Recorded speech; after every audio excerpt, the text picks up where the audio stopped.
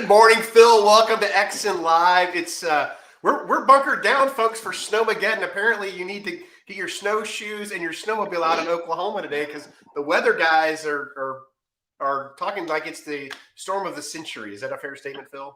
There's a possibility we all may die today, Dave. I mean, Right. we could get 3 to 6 inches of snow. It could be the end of all time. I believe it when my grandfather and grandmother said they walked uphill both ways in snow to school. Our kids don't do that. And they can never say that to their parents or to their kids. So Phil, I asked you earlier, what is today? It's a big day in America. What is it? Groundhog Day. Right. And what happened? Well, we saw the shadow. We got more potential death on the forefront. So we got 6 more weeks of the cold stuff. Hey, thanks for the groundhog. It's a great day. Now I have to say this. I was very sad this week in the news, and it's something we're going to talk about a little more in depth today. But if you notice, I got the wrong side. I got the guitar over here. Rearrange my office a little bit to get the guitars out of my wife's living room because she was tired of them sitting there collecting dust. But sad day. There is no more rocking in the free world. Neil Young has put his foot down as an icon of freedom, and is stomping on poor Joe Rogan, who's just trying to make a living, right? Just trying to do his thing. All Joe's trying to do is justify that $100 million contract he got from Spotify, and listen. I mean, we've talked about this till we're all blue in the face, but I will say this: I thought he was a little smarter than to take on the #1 podcast in the world. Hey, if you're going to go big. I mean, we're going to talk about leadership here in a second. That's the topic. But if you're going to go for it, I mean, go for the gorilla. I mean, jump on the back and see what happens. That's what he did when he was younger, right? Well, I like your point. Here's a guy that built his whole career about being a rebel and going up against the status quo. The man. The man and freedom and all this. And he got his feelings hurt because he didn't agree with somebody. And by God, he doesn't want him on his platform. Sounds like censorship to me. So let's get out of this because we and I could talk about this forever because we defended the right for people to have free speech and do their thing most of our lives. Yeah. Today we're going to talk about leadership. And Phil, I'm going to ask you a question, and I bet you get it right. What is the one thing that every leader must build and have to be successful? Trust. Man, you're good. Well, read my mind. Yeah, I may work with a guy that talks about this all the time. I don't know. Well, we both love football, well, college football. Yeah. And Vince Lombardi said it best. Trust is getting people to do what they don't want to do, right? Yeah. It's to be able to inspire them to go take a hill, to do something great for your company and move on. And I think we're in a world now, and I'm sure it's been this way for many years, but where leaders have forgotten how important it is to be open, honest, and transparent. Fair statement? Yeah, I mean, I think that's true. Not only for, I think it's in all walks of life. I think we're so afraid that we're going to offend somebody anymore, or we're going to say something that's going to upset somebody. Well, the truth, what's that old saying? When I grew up, there was a couple of sayings. Sticks and stones may break my bones, but words shall never hurt me. That's no longer applies in our world because everybody gets offended. But the other one was, probably my all-time favorite was "Suck It Up, Buttercup." I mean, we've lost the ability to just tough our way through things, right? And I think part of the reason in that is because we've lost the ability to be fundamentally truthful about where we are in situations. If you're struggling, it seems like we don't want anybody to know when we're struggling. We want this fairy tale, what I call social media life, where everything's peaches and cream and unicorns and puppies and everybody's life's perfect and nobody has any problems and everybody's relationships are perfect and everybody's job's perfect and everybody's children are perfect. And, and I sit around all the time and, I talk about this. I said, do people really not think that we don't know they're full of crap? I mean, nobody's life's perfect. I'm not saying be negative, but if you listen as a leader, if you can't be honest with your people, and if they don't know that they can trust you to be honest with them, you're going to have a problem in your organization. Well, so that goes, you talk about trust building behaviors. And the first one is you shoot straight, right? And I think we live in a world where we as adults and our children have seen so many people spin their version of the truth that it's broken down just the basic elements of civility, right? People are picking sides and throwing stones, and as opposed to going, yeah, you know what? That was a bad decision, right? I screwed up. And this is what we're going to do to fix it. Do you have any suggestions? We don't do that anymore. We try to justify the bad decision. Dave, when we started using this term, when people started saying this, well, that's my truth. What the hell does that mean? That's my truth. Well, no, I mean, I realize I'm an old guy, and I get that. But last time I checked, there's either the truth and then there's the stuff that's not true. You don't get to have your own truth. Now, I mean, now I will say this: or something's black or something's red, or I mean, it's not. But anyway, there are things that are proven scientific facts that are truths, and there are things that depend on your perspective. Because some people's truth socially could be different. Because my perspective on things in the world are different, and I'm okay with that. But I think no problem with that. Yeah, no problem with that. I think what you and I both struggle with is that when an owner of a business is not telling his people the truth, and they know it's not the truth. I mean, it's like the player on the team when the coach is telling you a bunch of hoo-hoo, you know it's not the truth. You know who the best players are, you know who the best performers are on your team, but you don't embrace that. You cause problems. And that goes to the second trust building. You got to empower people to make decisions and go do things, right? If you build trust and you trust them and they trust you, then they can go do their job exceptionally. Now, if you don't trust them, that's a whole bigger issue. Well, I think, you look at, we can use, I mean, we always use sports analogies. I'm going to use a different analogy. Look at a great teacher, right? What the great teachers, what do they have with their students? They have trust, right? Look at the great relationships out there. What do they have? They have trust. Whether it's a partnership that's a marriage, or if it's a business partnership, they have trust. Doesn't mean they always get along. Doesn't mean everything's always hunky-dory and perfect. But what they don't have to worry about is they don't have to worry about the other person not telling them the truth. They can kind of hang their hat on that. I'm going to get the honest. I'm going to get honest. We sat down a couple of days ago and we're just going over different things, just talking. And people get busy in business. We're no exception to that.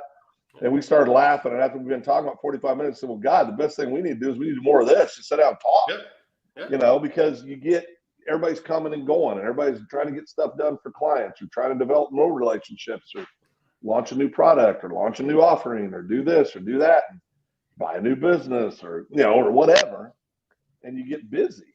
But you got to have those transparent conversations with each other, where you're saying, hey, this is where I really see us. This is where I really think we're struggling. This is where I really think we're doing well. Mm-hmm. Because then you have the opportunity to go out and make changes as needed, right, to get where you want to be. So, but it all starts with trust.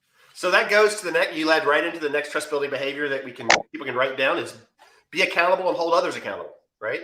Yeah. Part of those discussions is when you have that conversation, going, "Hey, what's going on? Why are we doing this? What are we doing next?" Everybody's looking at each other, going, "Yeah, you're right. Let's go do this, this, and this." And you put things in place, and you clear the air. If there was any bad feelings or concerns or frustrations or even good things, it's all out on the table now, and everybody's happy because you've been accountable and you've held your teammates accountable. Yeah, and I think also my lifelong buddy Matt made a great point. He said many companies have entire layers of management because they don't trust their employees, and that's very true. And so we always talk about how nothing's more important than culture. Right? Nothing. I mean, there's nothing more important than culture. If you have a culture of distrust, a culture of, I don't trust management, or management doesn't trust the employees, and usually it's built on, it's not paranoia. Usually things have happened, right, that have created this initial feeling, and then we don't address it, and it grows and gets bigger and bigger and bigger. Now it's this monster that's consuming your whole organization, and there's nothing you can do about it, right? Well, it's very hard to fix. No, that's a fact, and you can't let it get out of hand. And that's why the next thing you need to do to build trust is fight for and use feedback. You need to ask people, "Hey, is there something you do better? How are we?" Especially if you're in the ownership or management position, you need to go see your team and talk to them about what they're doing and get feedback on what you can do to make their life easier. And at the same time, you need to provide that constructive feedback to your teammates to make sure they're doing the right things to get better. Yeah, and I think but that goes back to, Dave. We've talked for years. And we had a great meeting this week with an existing client that we're going to be doing some additional stuff with. And they have a very specific need, asked us to come in and help them with it. This is a very put together organization. They know what they're doing. They have great processes. They do most things. They do most things exactly the way you would want it. But sometimes it's as simple as having a different set of eyes, look at a challenge, or bringing in a different perspective. Smart business people are always looking for ways to get to the end result. They don't necessarily care how they get there as long as it's done ethically and honestly. They don't. The good organizations don't care who gets credit. They don't care. They don't care about that. They want to make sure that they've created an environment in the workplace that people feel like they can thrive in. They'll be heard. That they're a vital part of the success of the organization. I think if you give people those kind of opportunities to be that plugged in, and then you're honest with each other, man, organizations can do amazing things. Well, and I think you're right. And I think there's things owners of companies need to know. They need to hear this. You're either growing or you're dying as a business. There is no flat. You don't just sit here and stay here forever, right?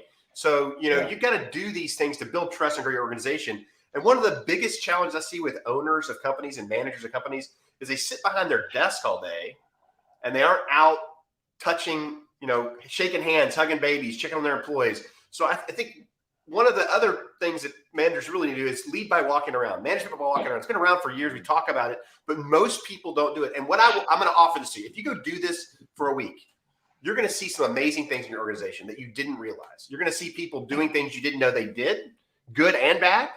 You're going to see relationships you didn't see before. You're going to see things that you can build on for the company. And you're going to see some things you need to fix. That's the reality of it. But if you're sitting behind your desk doing email all day, you got bigger issues. Well, I had a guy tell me a long time ago when I first went into management, Bill Hagley, wonderful guy, one of my favorite human beings ever, from Minnesota. But Bill told me, he said, there's a lot of people look good in a leather chair. He said, but all they get by sitting in that leather chair is a flat ass. His point was, that's a fact. You got to get up, get out of your chair and go do what you're talking about. Go walk the plant floor if you're in manufacturing. Get out and see your people. Go do the things so that you can actually, with your eyes and your ears, you can see and you can hear from the people that are doing the work. I mean, and that's, this management from afar never works out very well. Never works out. That's a fact. So here's the next trust building behavior. You need to right your wrongs. If you're an owner and you've made a mistake, you need to fix it. Fix it right now. That goes a long way to building trust with people. When you own your mistakes to your team, it doesn't make you weak. It makes you strong. Well, listen. Show me a person that spends every day of their life trying to prevent people from finding out what they suck at, and I'll show you a bad leader. I mean, because they're so concerned about living some fairy tale world where they know everything and they're perfect at everything. That person doesn't exist. No, it absolutely doesn't. So get over yourself. Understand that everybody's something. There's some things everybody's not good at. Everybody has. It's a shocking revelation, but I'm not very good. I don't enjoy administrative tasks. I know that really shocks a lot of people that knows me. I'm not really into that thing. Dave, bless his heart. Mike Chrisman, bless his heart. Andy, bless all the people that I work with and that I partners with in different ventures. They unfortunately or fortunately, they're very supportive of my need to do the things that I enjoy doing. So that's a fact. But you got to recognize what you're good, what you're not good at, and as much as you recognize what you're good at. I mean, it's okay. You just got to have great people around you, but don't be that person that tries to act like they've got an answer for every damn thing that comes up, because nobody does. It's just, and everybody knows you're full of shit when you're saying, excuse my French. Everybody knows. Everybody knows you're full. We're gonna get banned from Facebook, Phil. We're gonna be put in Facebook jail with that harsh language. Yeah, I know. I'm being too masculine right now. But that is a reality. I mean, just don't do it. Don't try to act like that you've got a solution for every problem, because you don't. You don't. Now the solutions are there. They're there within your team. But just don't be so arrogant that that you think that you're the only one that has the answer. Yeah, that's a fact. And as a leader, this is the hardest one of trust building behaviors, I think, and it's the last one we're going to talk about. And it's make the tough decisions personally and quickly. And what I'm talking about here is there is somebody in your organization that you've hung on to for years because you felt like you had to. And you've done everything you can to defend them to your teammates and make it justified in your mind, but they're not a fit. You know that they don't belong there. You're hurting your company and you're hurting them. If you're hanging on to that person right now, you need to cut the line and you need to move on because your organization's not going to be better if you don't make those tough decisions personally and quickly. If you know what's wrong, fix it. And you're hurting the person. I mean, you're hurting the individual. I mean, if somebody's not a fit, you're not helping them by prolonging the drawn out death. I mean, it's just, I have a faint idea who you're talking about. Look at Matt. Matt, we have many Matts. We have many people in that area, but that's a challenge that a lot of people have. The truth is we're not saying that you should find joy in having to bring somebody in the office and say, hey, this isn't a good fit. You need to go do something else. If you find joy in that, or if you enjoy doing that, you're not a good leader. I'm just telling you right now, you're not a good leader. If you find joy in that, okay, you're in the wrong business. Being a great leader is the people business. And if you enjoy that, you're in the wrong line of work. But what we are saying is there's a professional way and a way to where you can do it with respect and with, allow somebody to have dignity in the process and where somebody's not damaged. But you've got to make those decisions quickly and you got to act on them because you are hurting them so much more if you keep them around as well as your organization. That's where the whole Peter principle concept comes from, is you just sit there and just allow people to just keep sticking around. There's people that make careers out of not being the biggest problem. They were always the third or fourth problem. So then they wake up and they've worked there 30 years and now they're retiring and you got average performance at best out of them for 30 years, and so it's, Phil, stop talking about most of our employees that we fund through tax dollars. But it's just, you got to have enough courage to know that being a leader, you're going to have to do things that are hard. Yeah, and one of those difficult things to do is to help somebody see that maybe what they're currently doing isn't a good fit for them. Now, again, there's a professional way to do that to where you don't destroy the human being. You should never do that. You should always try to keep them in a place to where you're not, there's no good comes out of destroying somebody in the process of them having to lose their job. It's going to be a traumatic enough experience the way it is. You don't need to add to that by telling them how bad they suck, right? I mean, just it's very simple. We tell people this all the time: short, to the point, be courteous. Thank them for the time. Just let them know it's not a good fit. It's not going to work out. We're going to move forward, and that's the end of it. And rip the Band-Aid off and be done. So if you do these few things we've offered you today, if you just focus on those areas, shoot straight, empower your people, be accountable, give feedback, be visible, make things right, and take care of problems quickly, you're going to build a lot of trust really fast.